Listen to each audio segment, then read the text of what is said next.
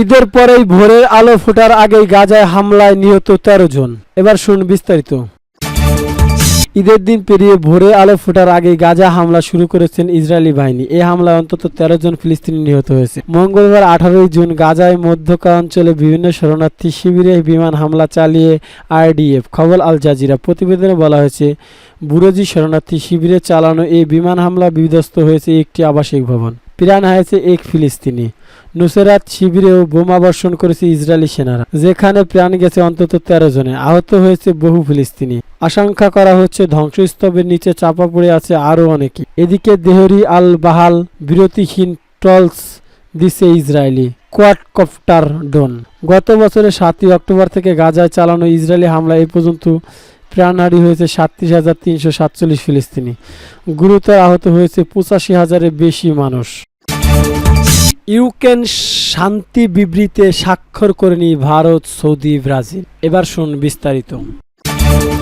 Ukraine নিয়ে যৌথ বিবৃতিতে সই করল ৮০টি দেশেরও বেশি, কিন্তু ভারত, ব্রাজিল সহ কয়েকটি দেশ এতে সই করেনি। সুইজারল্যান্ড, ৫০টিরও দেশের রাষ্ট্রপ্রধান সহ ৯০টিরও বেশি দেশের প্রতিনিধিরা তারপর যৌথ বিবৃতি জারি হলো।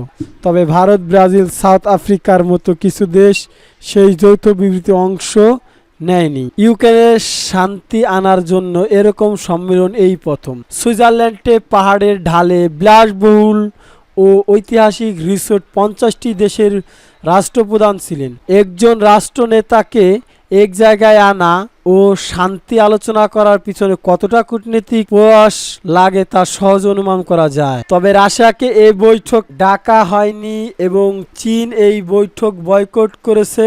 সুইজারল্যান্ড জানিয়েছে তারা ভবিষ্যতে শান্তির দীর্ঘ রাস্তা চলার জন্য একটা ভিত্তি প্রস্তুত করতে চেয়েছে। ইউক্রেনের প্রেসিডেন্ট জেলেনস্কি বলেন, এটা একটি ঐতিহাসিক ঘটনা। সব কয়টি মহাদেশের প্রতিনিধি সহ এতজন রাষ্ট্রপ্রধানের যোগদান অবশ্যই একটা বড় ঘটনা।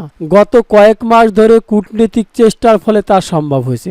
২ দিন ধরে এই বৈঠকে ইউক্রেনের শান্তি নিয়ে আলোচনা হয়েছে। কেনিয়া প্রেসিডেন্ট মস্কোর নিন্দা করে বলেন, জড়িত সব পক্ষকে নিজেদের মনোভাব নরম করতে হবে। সৌদি আরবে পররাষ্ট্রমন্ত্রী বলেন, সমঝোতার পথ বেশ কঠিন। আলোচনার পর বিবৃতি দেওয়া হয়েছে। যৌথ বিবৃতি সই করে ৮০টিরও দেশ। যুক্তরাষ্ট্র, ইউ এর সব দেশে Ghana, Kenya, Argentina, Colombia, Philippines, Qatar, গুয়াতেমালার মতো দেশগুলো এতে সই করেন। বিবৃতিতে বলা হয়েছে, রাশিয়া ইউক্রেনের বিরুদ্ধে যে যুদ্ধ ঘোষণা করেছে এতে ধ্বংস, মানুষের কষ্টের ছবি সামনে এসেছে। এর ফলে বিশ্বে একটি সংকট দেখা দিয়েছে। আমরা কোনো দেশের আঞ্চলিক অখণ্ডতা, রাজনৈতিক স্বাধীনতা হরণের বিরুদ্ধতা, ইউক্রেন সহ প্রতিটি দেশের স্বাধীনতা, আঞ্চলিক অখণ্ডতা, সার্বভৌমত্ব নীতির প্রতি আমরা দায়বদ্ধ। এই বৈঠকে ইউক্রেনের অখণ্ডতা রক্ষার কথাও বলা হয়েছে।